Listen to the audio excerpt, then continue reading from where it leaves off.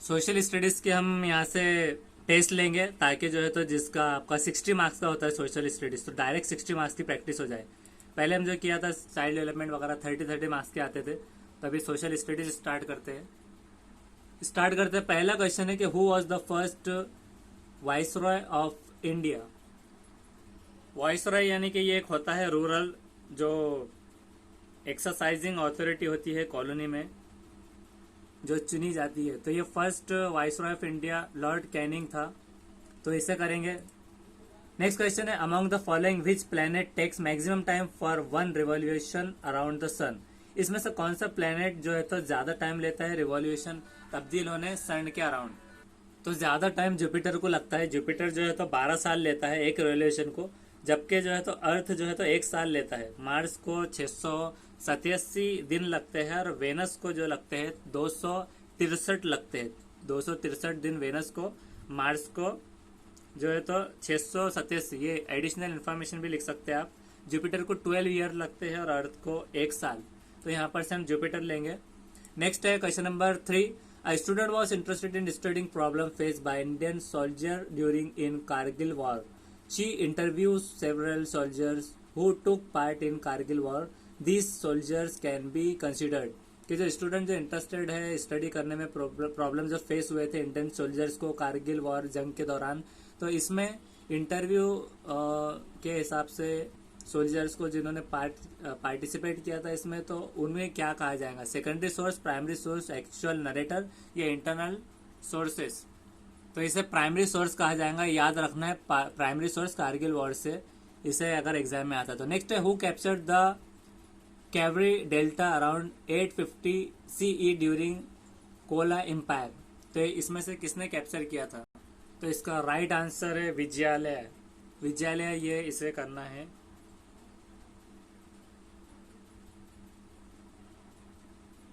इसे सेव करेंगे। नेक्स्ट है Burma was captured by. Burma किसने कैप्चर किया था, फ्रांस ने, यूएसएसआर ने, ब्रिटेन ने या जर्मनी ने। तो ब्रिटेन ने किया था, ब्रिटिश लोगों ने किया था बर्मा को कैप्चर 1852 में, जुलाई 1852 में बर्मा को। और न्यू किंग मिंडन मिन था जिसने 1853 से 1853 से 78 तक उसमें राज किया था। नेक्स्ट है who of the which of the following is not source of income of municipal corporation. इसमें से सोर्स ऑफ इनकम क्या नहीं है म्यूनिसिपल कॉर्पोरेशन का, इंटरटेनमेंट टैक्स, प्रॉपर्टी टैक्स या इनकम टैक्स या नन ऑफ द अबव। तो इसका करेक्ट आंसर जो है तो इनकम टैक्स है। Income tax municipal corporation, city corporation, महानगर पालिका ये होती है। तो इसमें क्या होता है कि पॉपुलेशन जहाँ पर 1 मिलियन से ज़्यादा है, अर्बन में वो आते हैं, और ग्रोइंग पॉपुलेशन होती है, उनको नीड होती है बॉडी को वर्क करने, नेसेसरी कम्युनिटी सर्विस देने, जैसे हेल्थ केयर, एजुकेशनल इंस्टीट्यूशन की, हाउसिंग, ट्रांसपोर्ट, कलेक्ट करने प्रॉपर्टी टैक्स, ये सारे चीज़ों की वजह से ये पेड होते हैं व्हीकल्स को टाउन्स में आने जाने में। तो ये जो है तो एक इनकम सोर्स नहीं है, इनकम टैक्स ये लेना है। नेक्स्ट है question number 7। Which article states the state can not discriminate a citizen on the basis of religion, race, sex etcetera. Article 13, 14, 15 या 16। तो इसका ह्यूमन राइट्स के हिसाब से आर्टिकल 14 ये जवाब है, इक्वेलिटी बिफोर लॉ, जिसे हम कहेंगे इक्वेलिटी बिफोर लॉ। ये स्टेट में जो है तो कोई पर्सन इक्वेलिटी नहीं रहेगा लॉ प्रोटेक्शन में, तो इसे ये रहना है आर्टिकल 14। नेक्स्ट है question number 8। Which of the following is the essential function of the general assembly, to discuss the problem facing world, या फिर प्रिपेयर करना whole budget for UNO, prepare improve internal laws, all of the above. तो correct answer है all of the above. ये सारे जो है तो सही है। According to charter of united nation के जरिए असेंबली में डिस्कस हुआ था मैटर जो अफेक्ट करता था इंटरपर्सनल पीस, सिक्योरिटी, बजट के ताल्लुक से, 10 नॉन परमानेंट मेंबर के ताल्लुक से, ये सब में जो है तो इसका आंसर डी जो है तो ऑल ऑफ द अबव ये लेना है। नेक्स्ट है both the centre and state can make loss on the subject mentioned in the union list, concurrent list, state list या फिर ऑल ऑफ द अबव। तो इसका राइट आंसर है concurrent. Concurrent list जो रहेंगी तो ये कॉन्करेंट लिस्ट इंक्लूड होती है जिसमें सब्जेक्ट होते हैं कॉमन इंटरेस्ट के, बोथ यूनियन के भी होते हैं, स्टेट गवर्नमेंट के भी, जैसे कि education, forest, trade union, marriage, adoption और सक्सेशन। ये सारे होते हैं इसके अंदर, तो इस वजह से इसका सही जवाब कॉन्करेंट लिस्ट रहेगी। नेक्स्ट है which of the following types in is the shape of milky way galaxy. तो इसका करेक्ट आंसर है spiral. Spiral as shape milky galaxy का, जैसे कि कलेक्शन ऑफ स्टार डस्ट और जो दूसरी चीजें गैसेस जो है गैलेक्सी में, एक 100 बिलियन गैलेक्सीज है यूनिवर्स में अपने, तो गैलेक्सी ऑफ अर्थ जो है उसको वो कहते हैं मिल्की वे। इसको आकाश गंगा भी कहते हैं। आकाश गंगा आपने देखी होंगे, गूगल पे जाइए। तो ये सिग्निफिकेंट है ह्यूमन के, तो ये स्पाइरल टाइप ऑफ गैलेक्सी में आता है। सर्कुलर भी नहीं है, इलेप्टिकल भी नहीं है, स्पाइरल याद रखना है। अब उसके बाद नेक्स्ट क्वेश्चन है, nationalist demand for constituent assembly was conducted by British through August offer Cripps proposal cabinet mission plan act of 1935। तो इसमें से नेशनलिस्ट ने जो डिमांड किया था तो वो है अगस्त ऑफर। इसमें सही जवाब रहेगा अगस्त ऑफर। इसका सोल्यूशन है डिमांड ऑफ कॉन्स्टिट्यूएंट असेंबली ने जो रेस किया था इंडियन ने 1935 से 36 में, उसमें बताया गया था कि डिमांड थी कि एक्सेप्ट करना ब्रिटिश ने, जो सपोर्ट में रहेगा इंडियन के वॉर में। ब्रिटिश गवर्नमेंट ने कहा था अगस्त वॉर 1940 में, जो एक्सेप्ट करता था डिमांड कंडीशनली एंड प्रॉमिस करता था formation of constitutional making body में। फिर बाद में वो रिजेक्ट हो गया कांग्रेस के जरिए, तो इसे सेव करेंगे। नेक्स्ट है Buddha as Siddhartha was born in which of the following places, Lumbini, Bodh Gaya, Kurukshetra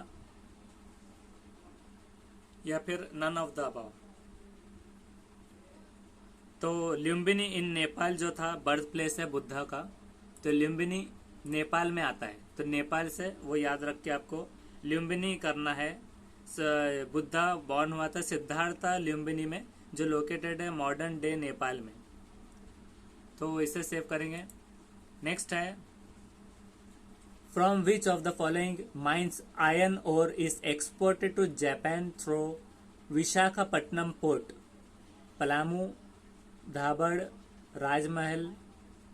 तो इसमें से क्या है? तो अभी फिलहाल हम इसे स्किप करेंगे, इसका आंसर हम बाद में देख लेंगे। अभी इसे फिलहाल स्किप कर देंगे, इसे आप मार्क फॉर रिव्यू भी कर सकते हैं एग्जाम में। नेक्स्ट है only one side of the moon is visible from the earth because, सिर्फ एक ही साइड चांद की दिखाई देती है अर्थ से, क्यों? Only one side of moon is visible from the earth because other side of moon is toward the earth only during the day time, के डे टाइम में होते हैं। Other side of moon is toward the earth only in new moon. New moon जिसे हम अमावस्या कहते हैं, जब अमावस होने के बाद जो आता है। ये फिर time taken by the moon, के टाइम जो लगता है मूव को अराउंड करने अर्थ से, कंप्लीट करने स्पाइन को सेम टाइम। ये फिर टेक्स करता है moon 1 light year, 1 light year complete करने स्पाइन। तो इसकी क्या वजह है कि एक साइड से वो क्यों दिखता है मून? तो इसमें time taken by move moon, ये उसका सही जवाब है कि टाइम टेकन बाय मून जो रहेगा around the earth to complete spine is the same होती है मूव करने की। नेक्स्ट है when one particular image is fixed with an individual or group it is known as discriminated, stereotyped, mistreated statue। एक particular किसी की image हम fix करते हैं ग्रुप से या इमेज से, तो उसे हम क्या कहते हैं? डिस्क्रिमिनेटेड कहते हैं या फिर स्टेरियोटाइप, माइंडसेट या स्टैचू, इसे क्या कहेंगे हम? तो स्टेरियोटाइप एक फिक्स जनरल इमेज होती है किसी कैरेक्टर की, जो रिप्रेजेंट करती है टाइप ऑफ पर्सन को ट्रू जो होता है रियलिटी में, तो उसे स्टेरियोटाइप कहेंगे। China divided among Britain, France, Russia and Germany was known as the cutting of the Chinese melon, spheres of influences, extra territorial rights, division of China. China divided among Britain, France, Russia and Germany was known as the cutting of the Chinese melon, spheres of influences, extraterritorial right, division of China। कि जो China divide हुआ था तीनों में, चारों में, Britain, France, Russia, Germany में, उसे क्या कहते हैं? कटिंग ऑफ चाइनीज मेलन कहते हैं, स्फेयर ऑफ इन्फ्लुएंस या फिर एक्स्ट्रा टेरिटोरियल राइट के वजह से या फिर डिवीजन ऑफ चाइना के वजह से। तो इसका आंसर देना है आपको। और इसमें एक हिंट है कि प्रोसेस ऑफ डिवीजन जो होता है चाइना, वो वेस्टर्न पावर की वजह से हुआ था। वेस्टर्न पावर उसके अंदर आया था, तो एक हिसाब से इन्फ्लुएंस भी हुआ था पावरफुल कंट्रीज का, फ्रांस, चाइना, जर्मनी का डिवाइड होने के लिए।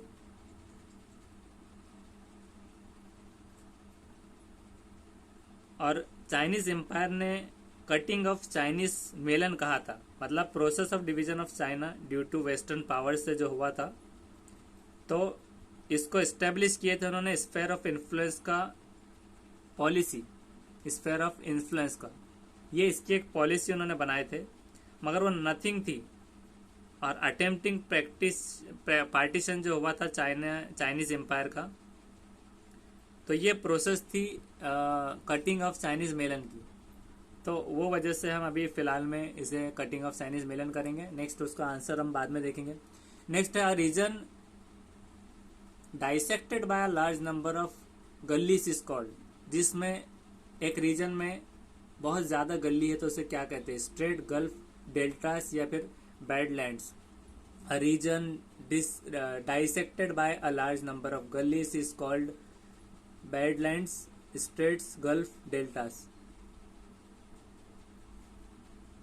तो उसे बैडलैंड्स कहेंगे कि ड्राई जो बैडलैंड्स क्या होती है वो भी हम समझ सकते हैं।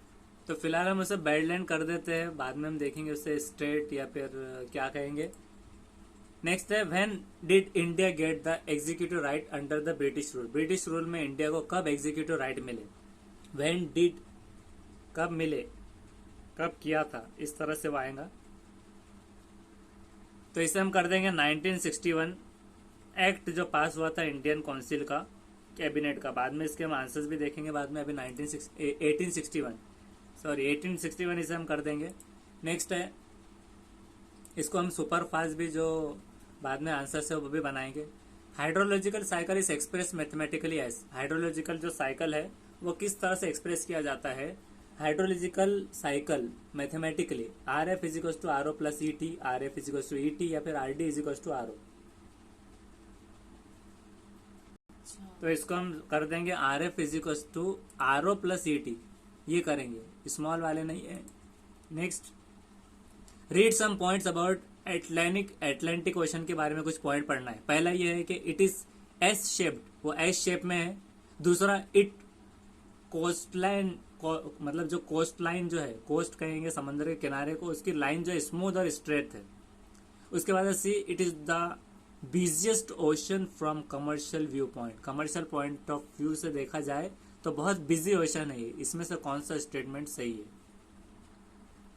तो इसमें से जो आंसर है इसका ए और सी, वो एस शेप है और उसका जो है तो ओशन कमर्शियल व्यू पॉइंट से सही है। ए एंड सी ये सही है। तो स्मूथ और स्ट्रेट कोस्ट लाइन ये नहीं है, ए एंड सी ये करना है बस। बिजी भी है और एस शेप में है। नेक्स्ट है, which of the following measures was adopted by Alauddin Khilji to expand the empire of Delhi sultanate. जो दिल्ली सल्तनत को जो एक्सपांड करने के लिए अलाउद्दीन खिलजी ने जो एडॉप्ट किया था वो क्या था? Which of the following measures was adopted by Alauddin Khilji to expand the empire of Delhi Sultanate? Raised a large standing army, constructed a garrison town called Shri of his soldier, both A and B. के मतलब उसने क्या raise किया था? बड़ा एक standing army, या फिर उसने एक कंस्ट्रक्ट किया था गैरिजन टाउन, जिसे कहेंगे सिरी, उसके सोल्जर का। तो उसने जो है तो कंस्ट्रक्शन किया था गैरिजन टाउन सिरी का। बाकी उसने जो है तो लार्जेस्ट स्टैंडिंग आर्मी भी किया था प्रोटेक्ट करना दिल्ली। तो उससे हम बोथ एंड भी कर देते हैं अभी, बोथ एंड भी। Raise the large standing army, constructed garrison town called Siri for his soldier. Next है the seventy fourth amendment act provide the formation of municipal corporation of large urban area, municipal corporation of large urban area, municipal corporation of large urban area and municipal council for a small urban area। तो एक में है corporation, एक में है council और third में है कि corporation for large urban and municipal corporation of small urban. तो इन दोनों में से क्या है? तो 20 जो 74th कॉन्स्टिट्यूशनल अमेंडमेंट है 1992 का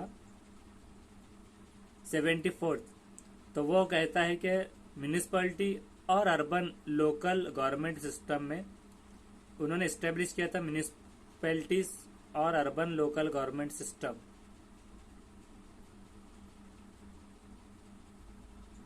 तो फिलहाल हम इसे corporation of large urban area ये कर देंगे, बाद में इसका आंसर देखेंगे, ये श्योर नहीं है। नेक्स्ट है, which of the following ruler got their inscription done by on the Prayag pillar. Prayag pillar से कौन से रूरल ने इंस्क्रिप्शन किया था? तो फिलहाल हम इसे अशोका कर देंगे, क्योंकि अशोका का चक्र है अशोक पिल्लर, तो इसे हम सेव करेंगे।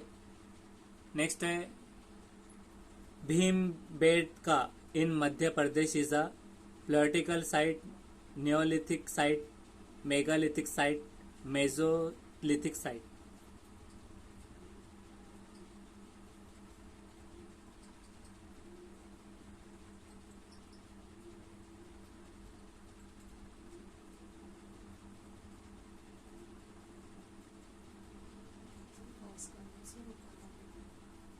पैलियोलिथिक साइट इसका सही आंसर है, इसे सेव करेंगे। नेक्स्ट है question number 25, resource which are found in region but have not been utilize are known as potential resource, actual resource, waste resource, valuable resource.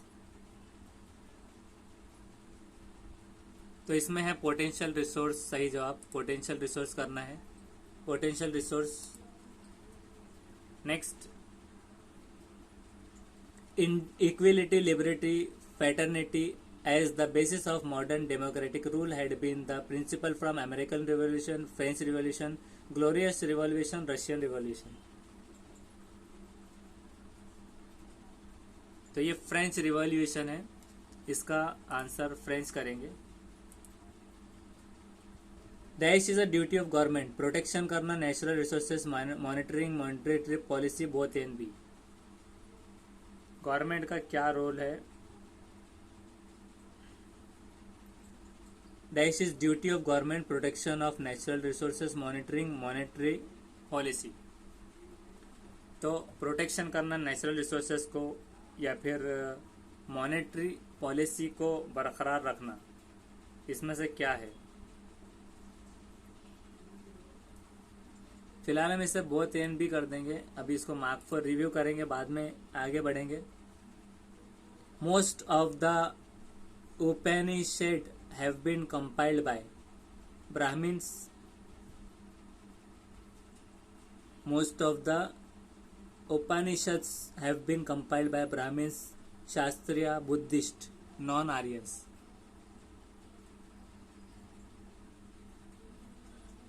ये होते हैं उपनिषद, जो होंगे रिलीजियस टेक्स्ट हिंदुइज्म का है, जिसको सनातन धर्म कह सकते हैं।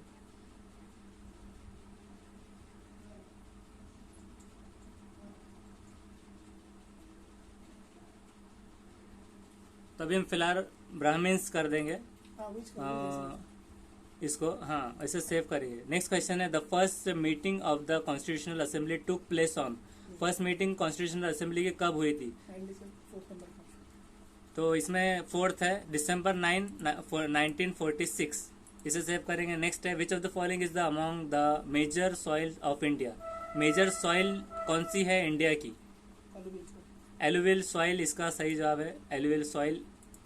नेक्स्ट है question number 31, Rigveda was originally composed in. Rigveda किस में कंपोज की गई थी? ब्राह्मी, शौरासिनी, प्रकृति और संस्कृति। तो इसे करेंगे हम प्रकृत, 3rd। नेक्स्ट है, what are the levels of government in India arranged in order from highest to lowest level. Highest से यानी कि डिसेंडिंग ऑर्डर में कौन से अरेंज किए गए हैं levels? Local, state, nationalist, federal. तो इसमें हम 4th लेंगे, सेंट्रल, प्रोविंस, लोकल, सेव करेंगे। नेक्स्ट है, paper partition of Africa mean. Paper partition Africa का क्या मतलब है? Division of Africa by agreement, consequent of Africa, domination of Africa, exploitation of Africa. तो फर्स्ट करेंगे division of Africa by agreement, agreement के जरिए उनका डिवाइडेशन। नेक्स्ट है Neolithic period of India is dated around which of the given options. Neolithic period India का कौन सी date में इस ऑप्शन से है? 8000 बिफोर जो बीसी, और 6000 बीसी, 7000 बीसी।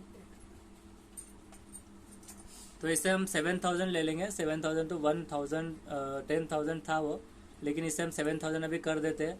नेक्स्ट है which of the world longest mountain range, world's mid ocean.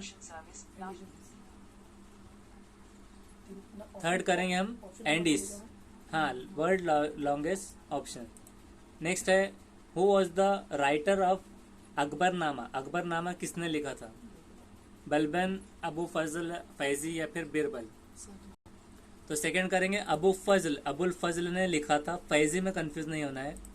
Next है the earth days, earth day कौन सा होता है? The time during which the sun shines on the specific place on the earth, कि उस time जब सूरज चमकता है स्पेसिफिक जगह पर जो दुनिया में या फिर जमीन पर, या फिर the major of standard time at Greenwich. और थर्ड है period of rotation of the earth around its axis, उसके एक्सिस पर जो रोटेशन होता है अर्थ का उस वक्त में, या फिर period of revolution of the earth around the sun. तो इसे सेकंड करेंगे the major of standard time at the Greenwich. Next है व्हाट आर टोर्नाडोज, इसे टर्नाडोज हम कहेंगे। वाइंड स्टॉर्म्स, वाइंड स्टॉर्म इसे सही जवाब है। नेक्स्ट करेंगे हम at the polar zone, polar zone में when where the sun rays are not received during long winters, the duration of sunlight may be more than dash hours during summer. तो इसमें 20 correct answer है। Next question, when did the East India Company get the diwani in Bengal? तो 1964 था, तो इसमें 65 हम कर देंगे। नेक्स्ट है divine comedy was written by, तो इसे हम डेंटे कर देंगे, डिवाइन कॉमेडी डेंटे ने लिखा है। नेक्स्ट है which of the following factors are responsible for making terrorism a global phenomenon, इसमें से टूरिज्म को अच्छा एनवायरनमेंट बनाने के लिए और ग्लोबल फेनोमेनन बनाने के लिए रिस्पॉन्सिबल कौन है? एडवांटेजेस है इंफॉर्मेशन टेक्नोलॉजी का, या वेपन्स ऑफ मास डिस्ट्रक्शन, या फिर पॉवर्टी एंड अनएम्प्लॉयमेंट, ये सारा है। पॉवर्टी एंड अनएम्प्लॉयमेंट इसे हम कर देंगे अभी और उससे सेव करेंगे। नेक्स्ट है where did the commercial interest of